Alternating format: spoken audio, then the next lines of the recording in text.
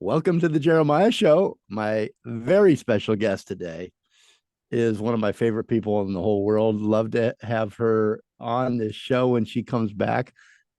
Pretty much every year now. It's like a long lost friend. Her name is Lauren Frihauf. She's a singer and a songwriter. She's graced us with her presence and her music from nearly the beginning of the show, of this show. And I've watched and I've listened as she has shared her life through her music over at least 5 years, if my math is right. And like only the very best singer songwriters can, I can truly say that Lauren's music has impacted me through her lyrics and the music that she has brought to the show, brought to my life, to all of your lives, the listeners out there, over those years. She's added thoughtfulness and the pure enjoyment of good music to my life. Please help me welcome back to the show our good friend Lauren Frihauf. Hi, Lauren. Hi. So nice to see you again. This is like a yearly habit now. Yeah, I'm so glad to be back. It's so nice to have you back. And God, I love the music. You've given us two songs. And I just want to say that, here at the top, if you're just tuning in, that we're going to play both of Lauren's new songs in their entirety, which I never do on the show. But we're going to do that with your song. First up, we've got Broken Shrines, which is an NPR Tiny Desk submission for 2023 and was written, arranged, and performed. And the video on YouTube, which you can go check out now, was filmed by Lauren. You do it all, Lauren. um, and yeah, go to YouTube right now if you can and check out Broken Shrines or tag it and go back to it after the interview here. But it's a really great video, beautiful song. I was playing the music before the show, and then a couple of people commented on that were passing by, commented on, wow, that is beautiful. So I totally agree. It's really great. Let me ask you a little bit about Tiny Desk. This is your second submission, Broken Shrines.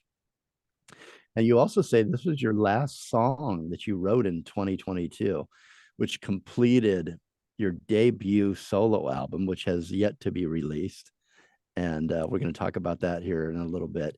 But explain for the listeners a little bit, and for me even. I mean, I know what Tiny Desk is, but I'd love to get, as an artist, get your perspective on it and why it's so important. It seems like it's some of the very best artists in the world are on Tiny Desk. Tell us a little bit about what Tiny Desk is, Lauren. Well, NPR is, they have such a great community for musicians that they've built through the Tiny Desk program. And so I think it's really cool that they hold this contest every year. And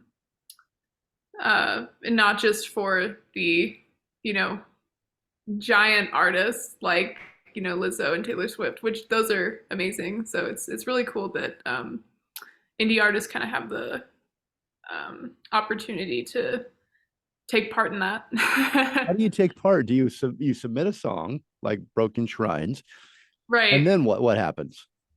So it's a contest. Only one person gets to perform at the Tiny Desk. But I think this is kind of recent in the last years that they've held the contest, but they have a top shelf and there's two episodes. I think Bob Boylan and Bobby Carter, sorry. They share their top picks in an episode, and then Bob Boylan and two other artists that they bring on share their top picks.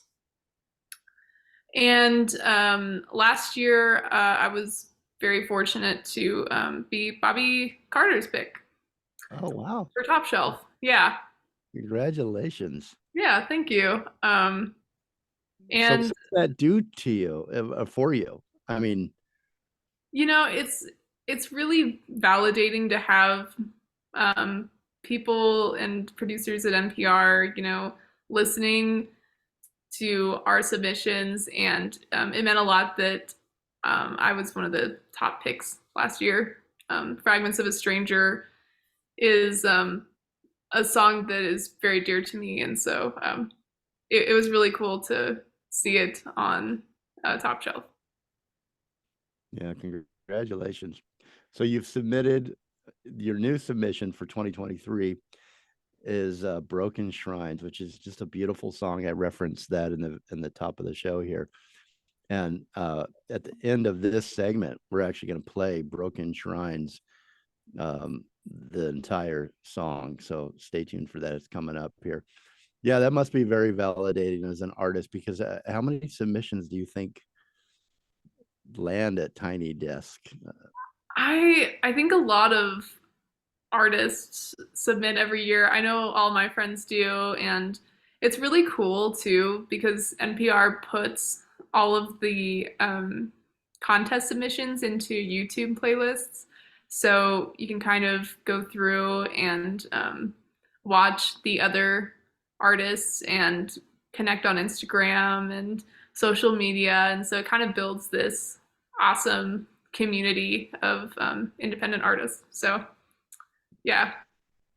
Yeah, I think it's one of the most I don't know how long it's been around, and I really, like I said, I don't know a lot of the background and the rules, since I don't have any great songs to submit. I I don't know that side of it, but it really is. I think one of those places for independent artists, as well as, like you said, the top music artists out there right now. It's a place that really has respect for music, and is respected by not only musicians but the listeners. So again, for your song, I'm not surprised at all. But it's just what an honor, right? I mean, and what did you, when you got the news? Tell me about how you reacted and where you were and what happened. Well, I had never submitted before, and so I was really excited. I didn't exactly know what it meant at the time, and then when I watched episode 1 of Tiny Desk Top Shelf, which is when it was featured, it was Bobby Carter and Bob Boylan like reviewing their favorites, and I was like, "Oh my gosh, that's so amazing that they liked it." It meant a lot. Oh, That so you didn't even get like a call or an email that you were selected? Actually, they did. They did send an email. I didn't quite know what was involved. I'm like, oh, cool, Top Shelf. I had no idea that it was, you know, what it was, and so that was very cool. Does it change as an artist? Did it change, followers, listeners? Did you get more attention brought to your music? I would imagine you did. I think But I got a few. Yeah. yeah, well, is there any way that we can help as a listener for Tiny Desk, or is it all internal? It's all a voting within the Tiny Desk It's pretty production. internal, I believe. But, if listeners and people watching want to, you know, check it out, subscribe or comment if they liked it, share it, Mhm. definitely doesn't hurt. Well, we're going to listen again at the end of the episode here, actually the end of this segment. But don't forget to go check it out on YouTube, and it's Lauren Frihauf. So I'll spell her last name Frihaufs. Uh, and it's the NPR Tiny Desk Submission 2023. It's titled "Broken Shrines." You can type that in, and it's a good video. Great video of you. In fact, I recognize the background right now in the video Yep, same spot. on our YouTube channel. All right, well, let's talk about. So we followed you, Lauren, and I feel so privileged and honored that we've known each other for a long time now, and when you have something new to debut, I thank you so much. You come to the show and you allow us to premiere that for you, um, and it's such an honor. It's been such A long journey in a short amount of years. I know that you have worked so hard. I follow, you through Instagram and your blog and your press releases and things like that when we're not talking. And I see the hard work, the amazing people that you're performing with, that you're inviting to collaborate with, and we'll mention them, upcoming. But the videos are just incredible. The photography, everything that you're doing takes a lot of hard work. Take us, if a listener's just being introduced to you on this show today, can you take us a little bit through some of your catalog and your beginnings a little bit? Tell us kind of some of the milestones to get to where you're at now and debuting. You've got 3 new songs coming out. You've got Broken Shrines. I mean, you've got music, and then your debut album this year, right? Yeah, yeah. So take us from the beginning, from your beginnings as a musician, if you would. Just give us a little recap of where you started and some of the milestones up to today.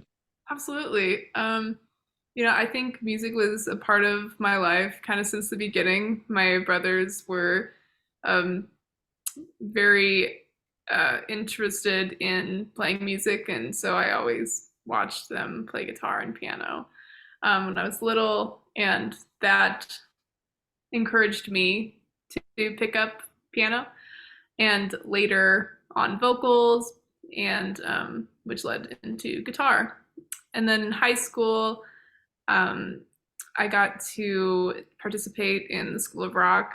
I did house band, all stars, and that's kind of where I learned how to perform and present myself and my voice. And then in 2020, I had the amazing opportunity to be on NBC's The Voice, which was a wild experience. I got to meet all of the coaches, and I was on Team Legend and Team Gwen.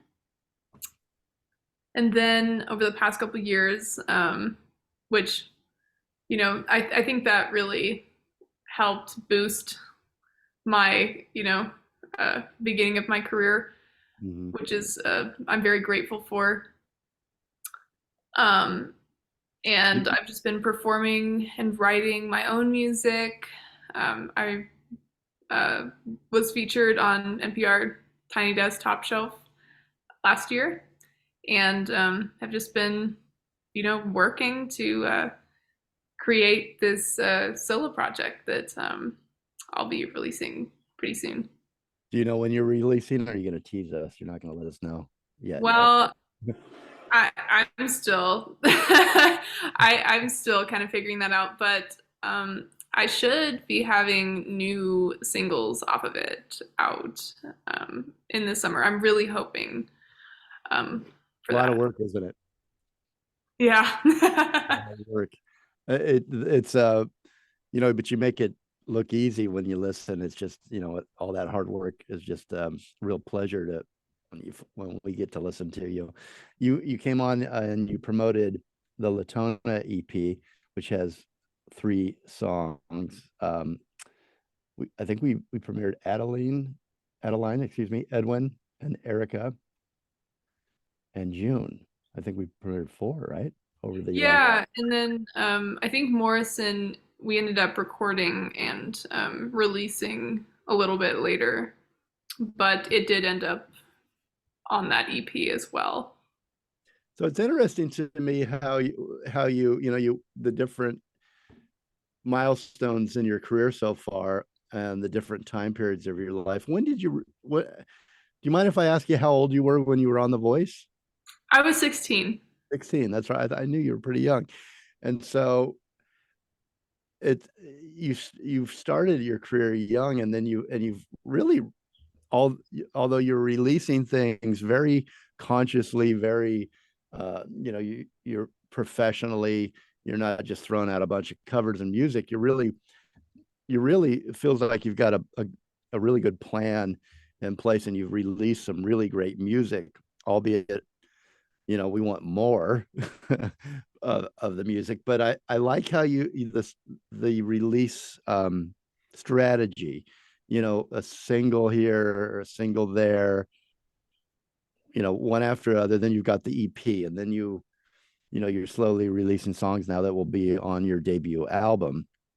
Is there a strategy there, or is it just let's keep producing music and reminding people and dropping it slowly, which I think most artists are doing these days, right? Even the big artists are starting to take that format, it feels like. Yeah, I'm glad it looks like there's a good plan and strategy, to be honest. I feel like I'm blindly navigating um, this whole release thing all the time. The covers were actually recorded last year, kind of as a fun side project, and it was songs that I played all the time and thought would be a lot of fun to um, do a take on.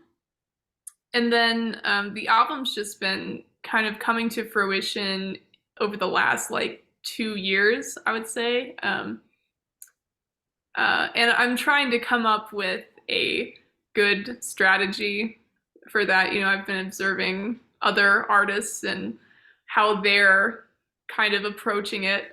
Um, but I don't know. I just want to put as much good music out there that represents me as an artist and people will also relate to and enjoy. That's my biggest goal when releasing something. It's all new territory, isn't it, where you're at now? Yes. Or music is at this point. It's all brand new, Yeah. almost. And it's You changing all the time. So it does look like you have a strategy, though. So I mean, I bet you there are other artists. In fact, when I talk to young artists, I refer them to you, Lauren, um, Oh, or thank you. to look at what you're doing, and because I think you do have the image that you're putting out, or the way you're releasing music, and the way that it looks like you're very conscious of the you. It actually looks like you really understand yourself as an artist, whether or not that's true. And I want to talk about that because I know you Oh do yeah, have absolutely. everybody. But it does look like, from an outsider looking in at you as an artist, it looks like really what you're doing. And more than that, you're really offering just beautifully written songs, and then performed, and world-class musicians are joining you. It's just really, it's a really pleasure to watch you grow and release music. Okay, so let's talk about the album. Let's talk about some of the songs on the album. You've said that this debut album reflects your journey in self-worth and image. And can you explain a little bit this journey of self-discovery and this journey of self-worth? What you've been. Absolutely. Um, I think that it kind of the album as a whole, now looking back on it as I listen to it and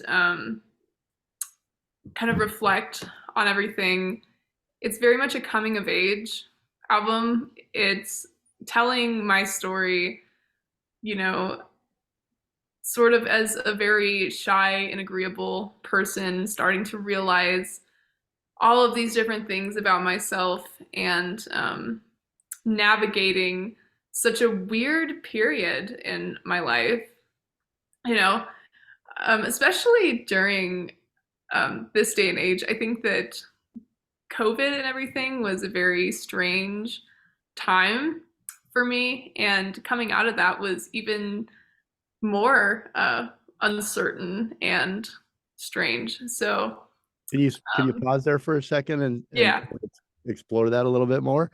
yeah, absolutely. Explain that a little bit more with me. So I was actually thinking about that, about you today when I was preparing for this interview, and I was thinking, I was trying to actually look back at when did we first meet each other. So you put the 2020. I think it was The Voice that we. Yes, So it felt like 5 years to me, but it's 3. Um, but I started thinking, wow, you're a young artist. You are, um, learning the way, learning the ropes, and this uncertain new music industry. And then you've got COVID on top of that. And you're at the age where you should be, really social and out.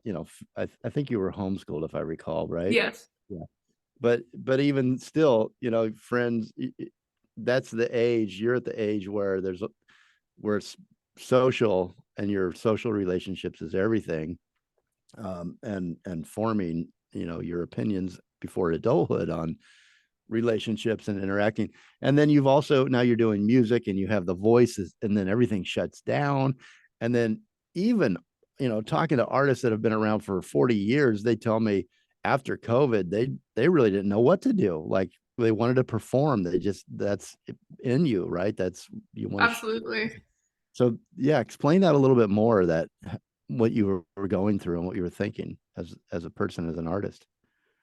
Well, I think I mean, I had a lot of time to myself to reflect on, um, you know, a lot of things about myself. I realized that um, I didn't know myself as well as I thought maybe I had. And, after this album and these 2 years, like, I think it really um, helped me learn about who I was, and that I'm probably going to be learning that for the rest of my life. But I think um, I would say the first song that I wrote was at the end of 2020. It was New Year's Day of 2021, actually, Floorboards. And it was the first step into this world of um, learning about my own opinions and finding my voice. And I think that's what the song really reflects on a lot. And from there, it's kind of a progression of me finding my voice and um, confidence in these different situations and aspects of my life, which is it's pretty interesting to listen back and know exactly where I was at a certain point when writing these songs. Yeah, I imagine that's a neat feeling and a neat, memory marker of the time of your life, because music is that way. I think for most people, Yeah. we don't, I don't sing or perform or write, but music marks different times in my life. What are some of those things that you realize you thought you knew yourself, but you didn't know as well as you thought you did? I think just how maybe I would handle different situations. And part of that is I was still, and I will continue to be navigating the unknown, in relationships, in mental health, in um, you know, politics, religion, all of the things. Basically just navigating being a human. But just reflecting on a lot of experiences that forced me to really, open my eyes and, you know, uh, stand up for myself.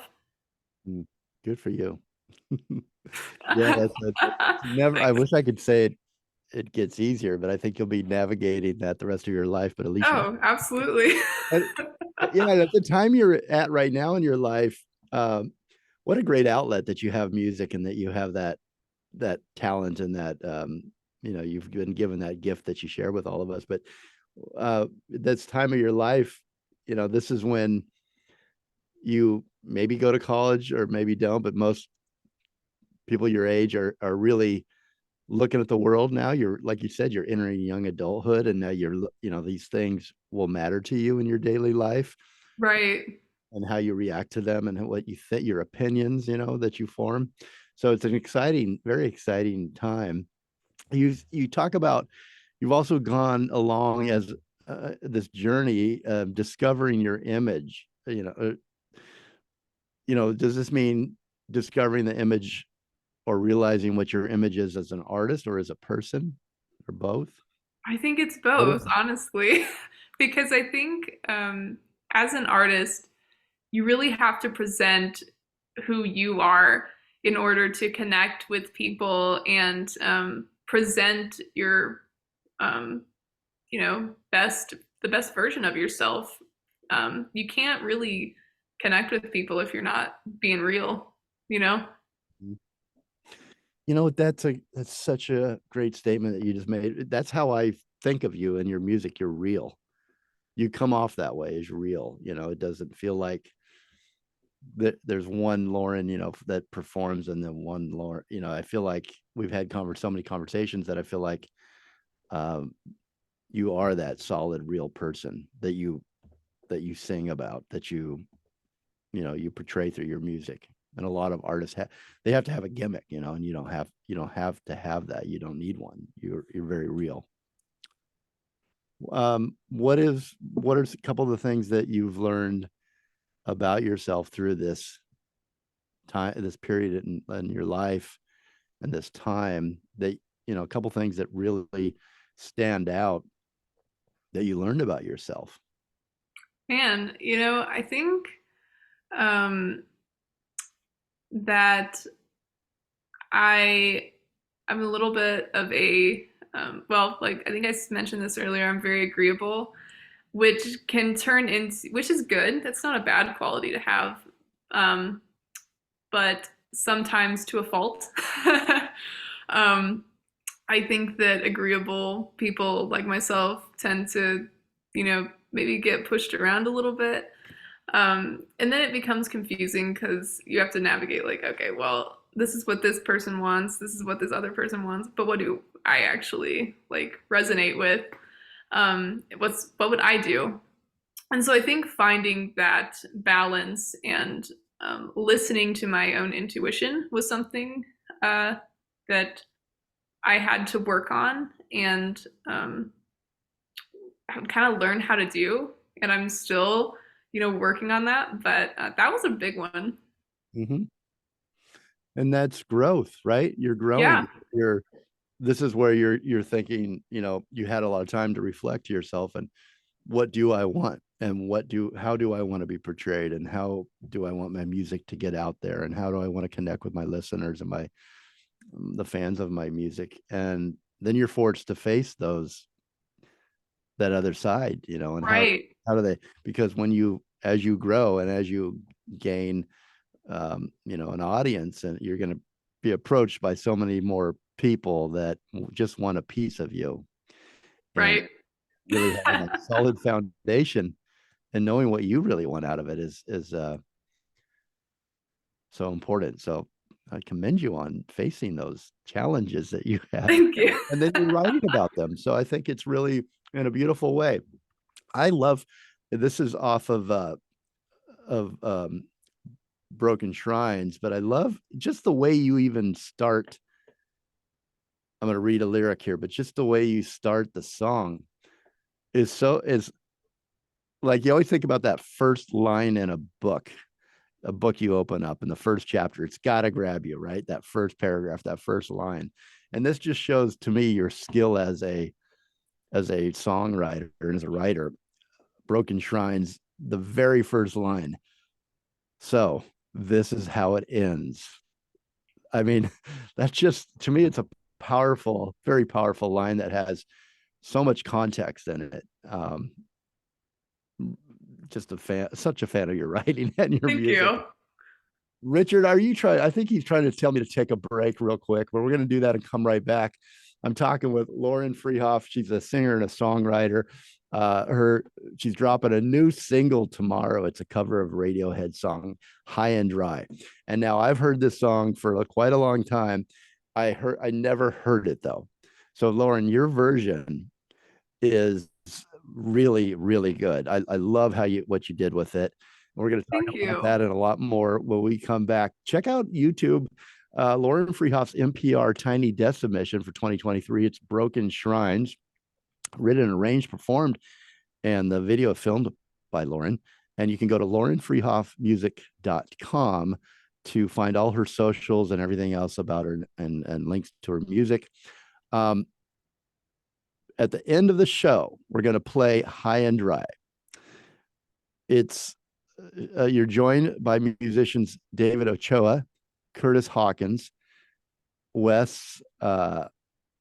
What's Wes's last name? He went off my screen here. Wes Barton and Andy Sydow. Sydow. I got 4 out of 5 musicians. Yeah. All right, so High and Dry by Radiohead's first single to be released. It's dropping tomorrow, Friday, February 17th. Pre-save on, I'm going to give you the distrokid.com. Go to Lauren Frihauf, High and Dry. Now we're going to premiere for you the Tiny Death submission, Broken Shrines, that we refer to. That's up right now in its entirety. Enjoy it. We're playing that instead of commercials. You're welcome. And we'll be right back after the song ends. Lauren Frihauf. All right, you're clear. Cool. All right. Broken Shrines. Hey, Richard, I got, what do we have? What do I have in time? Well, you're at 38 past the hour, and we are as far as your mic went off. I can't hear you. sorry about that. We have still can't hear you. I keep turning my mic. I don't know. It keeps going off. That's all right. You'll just tell me. Okay. Should I come back and just ask maybe one question and then take another break, or should we just go without? Do we need to take our normal break? Let's go to another break. What's that? If you have the time, Lauren, let's continue on if we can. Yeah. What I'm asking is, should we just do like a break right now and then go back long and do? I mean, do we need to take 3 breaks this show? Can we just? No, because if we do this for a full hour, we're good. And as I've always done, I've always played the whole thing, minus all of the breaks that we have in there. So let's just go until we end the interview, and that's probably what, 20 minutes. I'm at Jeremiah time in the session we're at 35 minutes right now. Oh, okay. We only have. So you probably have, I'm going to say 20 minutes because that song that we're playing at the end runs 6 minutes. So we got 15 minutes of talk time. Okay, I can do that. Yeah, I would say so. 15 is. Okay, so we'll go 15 more minutes, and then we'll all end the show and then we'll premiere High and Dry. You got it. Okay. All right. Sound good? I'm coming at you. You're coming at me in 3, 2, 1. You're live. Welcome back to the Jeremiah Show. Very special guest returning, Lauren Frihauf, good friend of the show, singer-songwriter, so talented. She's premiering High and Dry, which is the Radiohead cover that we all know and love. But I got to tell you, I said it going to break and coming back right now. I got to tell you, we're playing it in about 15 minutes from now in its entirety to end our show. I never heard the song, and I've hummed it, sang it, heard it for years, right? But I never heard the song. So I love Lauren's version of this song. Lauren, before we talk about the musicians that played with you on these next 3 songs. Let's talk a little bit, continue if you don't mind. We were in a conversation about your debut album, which will hopefully be out 2023. That's what I'm hoping. I know it will be, but so you also talked about the isolatory feeling of navigating mental health. And I really believe that this is something that's mental wellness, mental health. This is something that the conversation has come up a lot more in the last few years, and a lot with musicians. And I think it's so helpful that musicians and artists such as yourself talk about this. So I know it's deeply personal, but this is something that you've been navigating personally. And could you explain a little bit about what you were going through? I just find it so helpful to talk about. I don't know if you mind. Oh yeah, absolutely. Listeners and people that are also, struggling. Yeah, I think that I was in a very, I think as we all were, very uncertain place in the last couple of years. And also, coming into adulthood, I was trying to find my true self. in a lot of ways and felt like I wasn't quite aligned with it. Which, and I also, I do have OCD. So that was something that I came to realize actually during this project. I just always thought that I was very, weird. It always felt a little detached from people just because I, didn't ever want to share that part of my life with those around me because I didn't really know what was going on and I just felt really weird about it. And I think I'm very grateful that I am a musician and a songwriter because, I mean, I don't know how else I would have been able to express the feelings and things that I was going through as concisely as I can through my music. I am socially shy. I don't open up a whole lot, although I've worked on that a little bit. But the place that I really feel centered and safe is in my creativity and music. And I think a lot of other artists feel the same way. I don't know if you've thought about this, and maybe you have, but when I'm feeling that way, when others are feeling that way, because we all feel that way at certain times in our life, no matter how good our life is, we have those doubts and we have those fears and those thoughts creep in. Where I turn to for help and support and to feel better is through musicians and artists such as yourself, and the lyrics that you write and sing become, I think for most of us can agree, they become the place we go to feel better and for help and to understand things, because you've gone through that and you've put that into music and lyrics that can actually uplift the spirit and offer hope. So I don't know if what you do is so important. What you're doing for yourself to help yourself as an outlet and creatively, but you're helping others as well. So I thank you. Oh, well, thank you. That's my goal as an artist. I know there's I'm going through things that people have gone through on such, deeper levels, and the human experience is full of ups and downs, and I think music is meant to aid in those really dark times, as well as positive ones. I think it's a friend for sure. Yeah, for sure. I like how you put that. It's a friend. I want to read some more of your lyrics, if you don't mind, from Broken Shrines. I thought this was real powerful. So do you love me like this? A coward, more afraid of her own reflection than of dying that way. But you can't reach her now. She's rising from sunken wreck you tricked her into becoming. Wow. Can you explain that at all, or do you want to? Yeah, totally. Broken Shrines was, we mentioned this earlier, it was the last song off the album. And it actually felt like kind of a bookend to a time in my life, or the end of a chapter. Maybe that's a better way to explain it. That was so uncertain. And that song really helped me see myself in a much kinder light. And that verse especially was written kind of in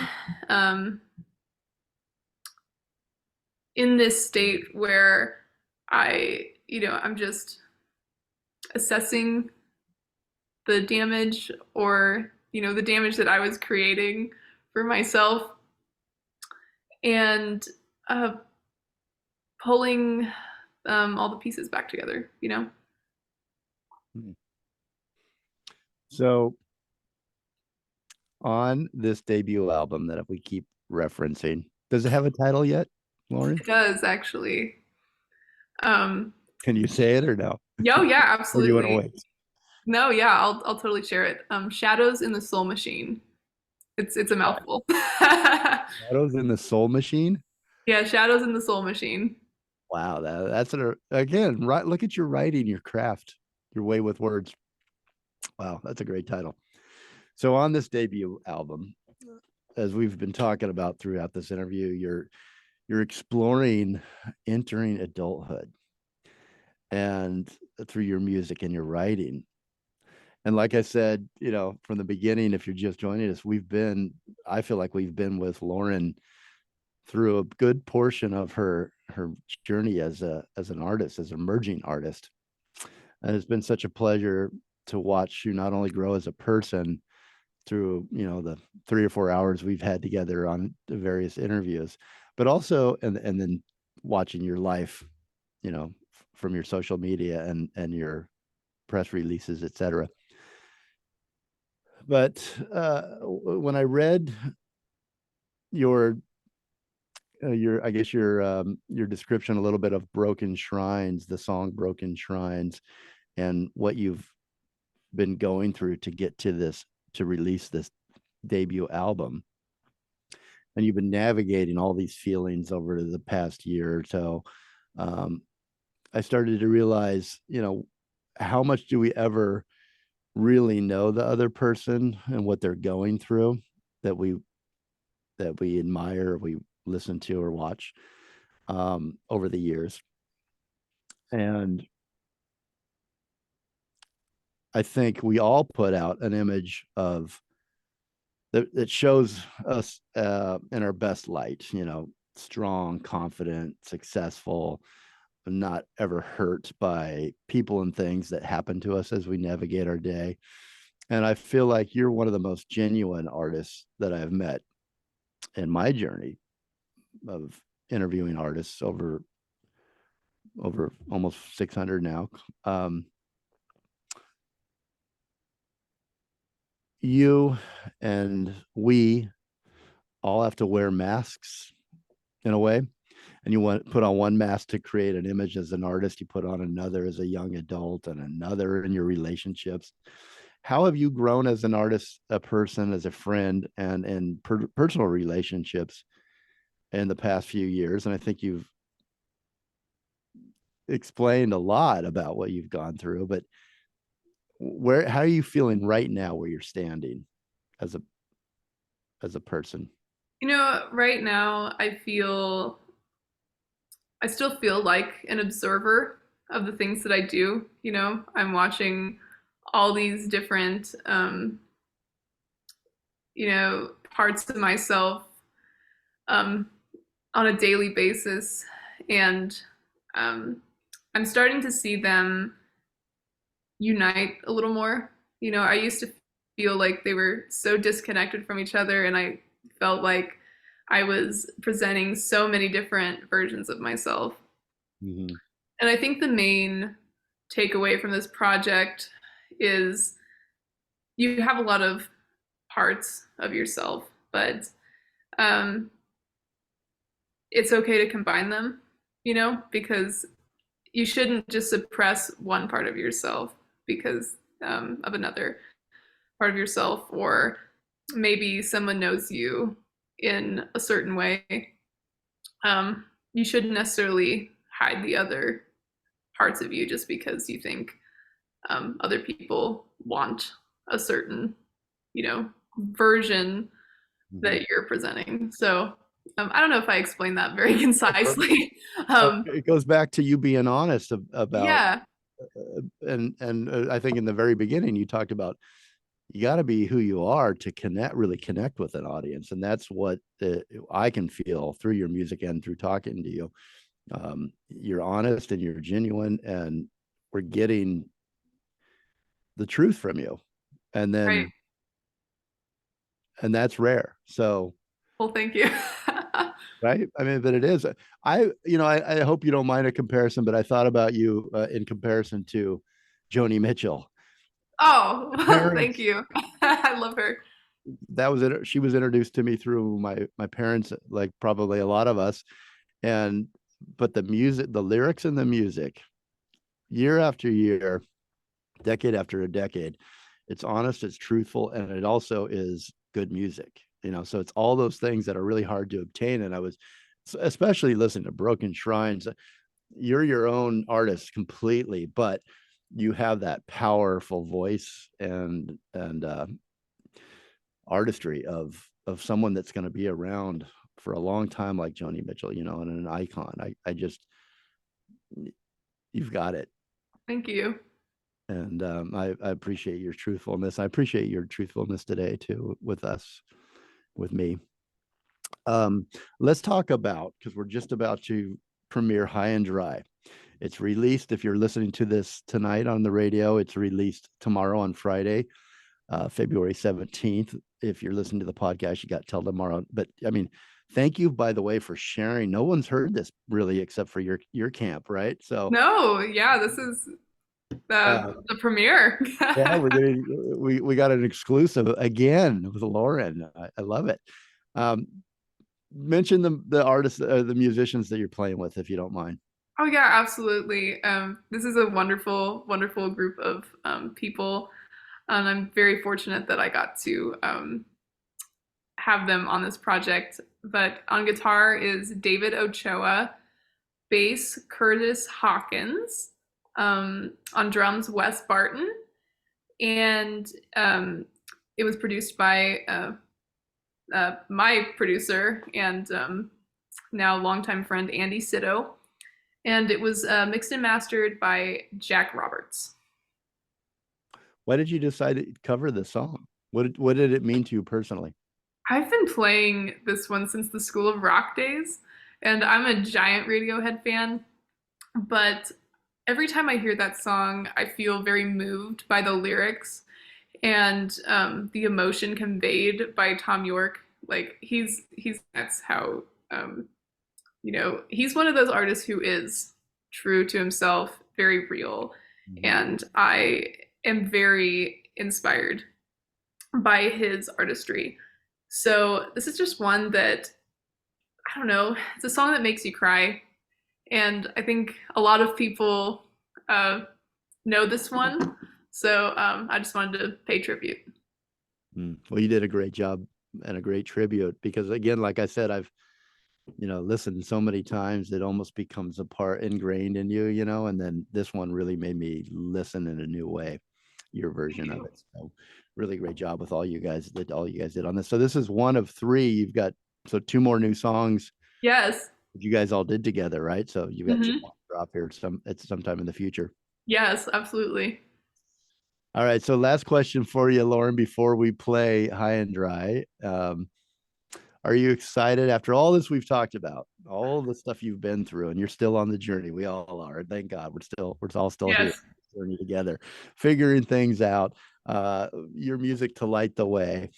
Are you excited or are you afraid for the future? I'm very excited with a hint of maybe a tiny hint of like being nervous, but no, I'm very positive about the future. Hopeful? Yeah, very hopeful. Good. Well, thank you again. Good to see you. Thank you. You got to do this more than just once a year, but I'll take it. That's all you got. You're very busy and could keep putting out the great music. We really enjoy it. We're going to premiere for you Lauren Frihauf's High and Dry, her version of the Radiohead cover. Really, really good. And again, on YouTube, go to Lauren Frihauf, type in Broken Shrines. It's an NPR Tiny Desk submission. And again, it's beautiful. We played it in the first half of the show. Lauren, final words? Thank you for having me on the show, and thank you to everybody listening. This is it means a lot. Well, thank you. Lauren Frihauf, singer-songwriter. Here it is. Kept you waiting long enough, in anticipation, High and Dry. All right.